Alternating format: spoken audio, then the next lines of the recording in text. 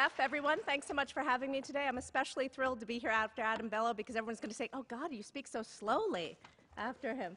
So I'll talk a little bit about Harvard is at 375 this year, which is pretty old for U.S. terms, 375 years young, which means people think about Harvard a lot in a certain way, right? If you're 375 years old in America, which isn't all that old, it's really interesting to think about what is people's mental image when they think of Harvard. This is a place called Harvard Hall, which is the class of 1905 posing outside for a picture, an early picture. And people have those expectations around Harvard's communications as well. They think of Harvard as, oh, you must be behind the times, you've been doing things forever. This is actually a picture of my office. I work for Public Affairs and Communications back in 1953, and I would kill to have that telephone on my desk today. I think it's fabulous. But actually, in reality, Harvard looks pretty different today, right? Like all higher ed institutions. But, this is a professor at Harvard, a guy named Kit Parker, who's working on looking at ways to uncover solutions for traumatic brain injury. He's actually a veteran and may still be in active service, but he's a professor that works to look at the cellular level at what happens when someone steps on an IED, what happens with that traumatic brain injury, and how to solve that problem. Harvard also looks like this, right? It looks a lot less like those guys with beards and top hats outside Harvard Hall. It looks like, a student conducting regenerative biology research in a very cold tube. And Harvard also looks like this. So this was just launched. I don't know how many of you saw this. This is an article about a new startup called Learning Catalytics. This just came out. It was in Read Write Web yesterday, I think. It's a professor named Eric Mazur, and he talks about the end of the tyranny of the lecture, which I guess standing at a podium is a kind of hypocritical thing to say.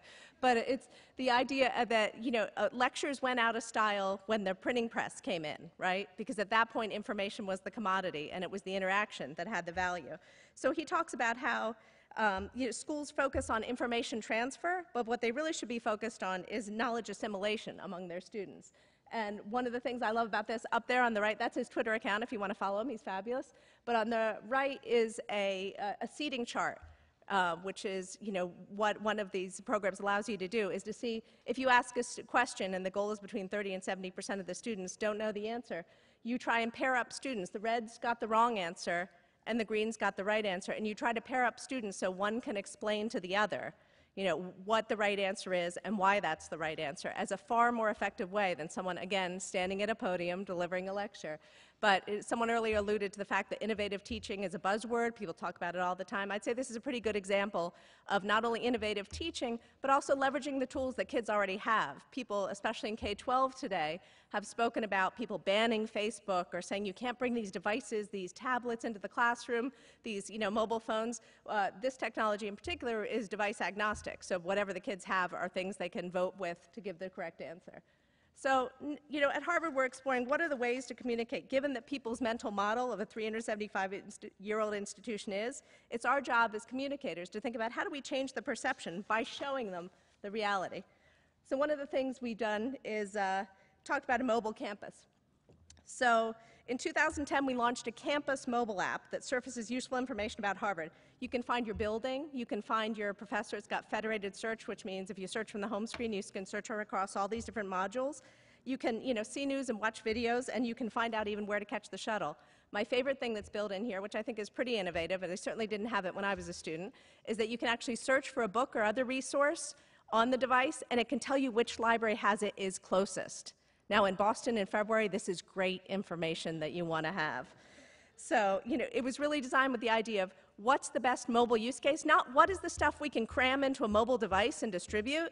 It was what is the best mobile use case that might be interesting for people in and around Harvard's campus.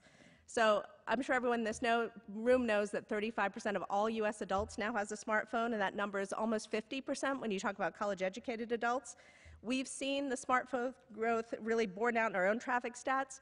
Our main university paper is called the Harvard Gazette, and it went from less than 1% mobile traffic in the fall of 2009 to more than 7% mobile traffic in the spring of 2011, which really makes you think we need to be not thinking about being, as an institution, communicating about what we do, not about being mobile ready, but being mobile first to reach these young learners. So talk a little bit about being really specific around mobile use cases and thinking about what other audiences might be relevant. So, we have 350,000, 360,000 living alumni, and a surprisingly large percentage come back for reunion, especially the 25th year.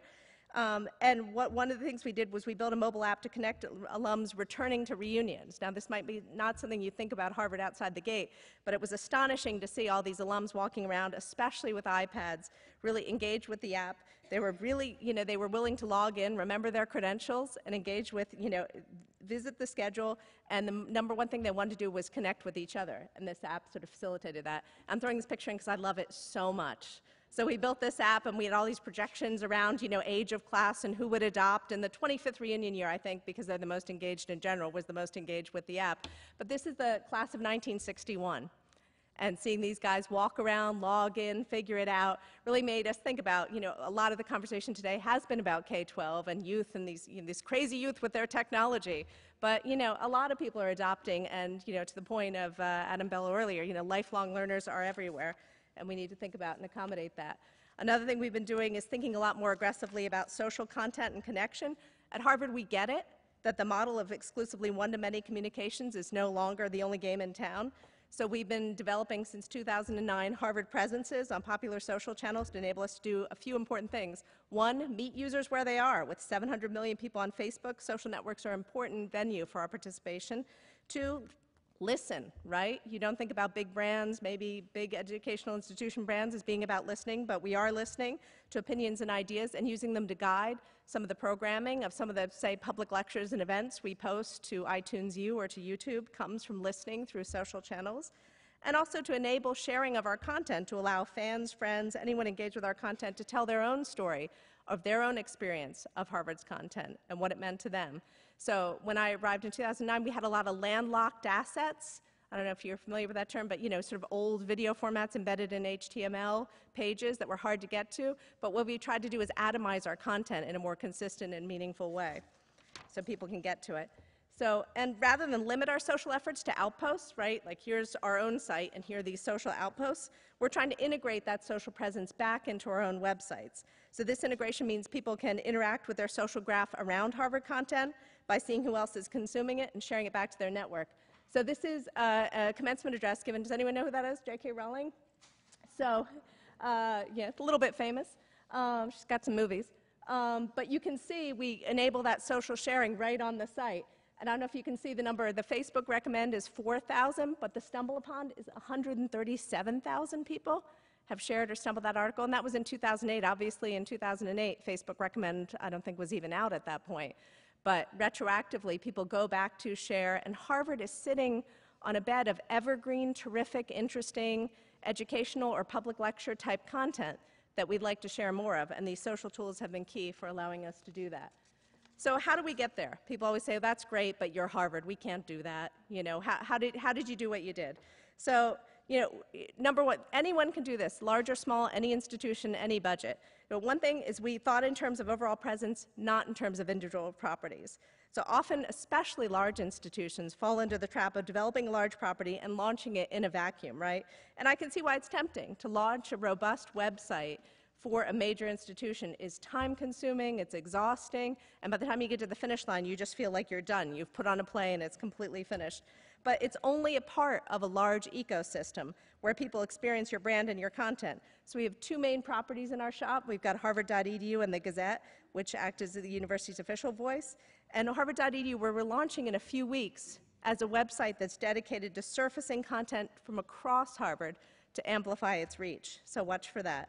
But the university's willingness to embrace these approaches as part of a greater whole has been a huge driver of the success. I think someone said earlier, one of the speakers this afternoon said, unless you have the leadership on board, it's really hard to move forward, and I can't echo that enough. With the support of the president and a bunch of the deans, we've really been able to advance our social presence and really distribute our content out into the world and listen and integrate across those websites, social outposts, mobile apps, and email. Those, of course, aren't the only things. That order is rather arbitrary. But talking about how do all these things fit together, not, oh, that's the guy that owns email, oh, talk to her, she owns the Facebook page, but pulling it all together in a meaningful way to get reach. Another thing anyone can do, we ramped up our use of analytics data to guide design and operation. Note I say guide, not dictate, but to understand what was and wasn't broken across our web properties and our social outposts. Here's the kind of stuff we track. We track who's coming, how did they get here, and what are they doing while they're here. Who's coming lets us understand who our audiences are, both from the actual data, like, what's their geography, what device did they use to access our property, but it also helps us understand, to infer data, like psychographic profiles of, is this likely a prospective student, is this likely a returning alum, is it likely a member of the media, to help us understand what kind of content people are looking for. How did we get there is hugely important. This is sort of an interesting stat for you. In the last 2 weeks, the Harvard Gazette received 31 referrals from traditional media sources, and we have a whole long list of those we track, from the FT to the New York Times, and over 26,000 from social sources, including stumble upon Facebook and Twitter in order as the top 3. So 31 versus 26,000. If we want our content to have reach, of course we care deeply about the mainstream media sites for their editorial integrity and their good reporting. However, it is astonishing to think about the reach of some of these social technologies. If you're trying to talk about what the real Harvard is and what it looks like today, you would ignore that at your peril. And one caveat, with analytics, it's really easy to become mired in the data and lose track of the purpose, which is to understand behaviors and shift your tactics. So here are examples of 3 concrete things we did as a result of analytics. As you can see, the tool showing China, that's Google Analytics. That shows traffic and how dispersed it is from around China to the Harvard Gazette. The tool at the top is something called Chartbeat, which we use to track anomalous events like live stream events to see where and how quickly traffic moves. And the tool bottom left is Bitly, which allows us to analyze sort of link performance across the social web, understand who's shortening which links, which drives us to shorten different ones, and help us understand how content is traveling around.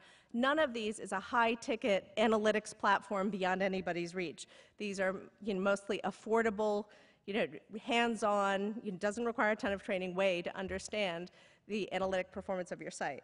3 things we did as a result of this. 1, we placed prominent calls to action on high-traffic pages, pages like the J.K. Rowling page, pages like Over Here, Over There about returning veterans to university get repeatedly hit on again and again. We'll go through surges at 3-month intervals, and we placed prominent calls to action, sign up for our email, learn about this new program we have on those pages.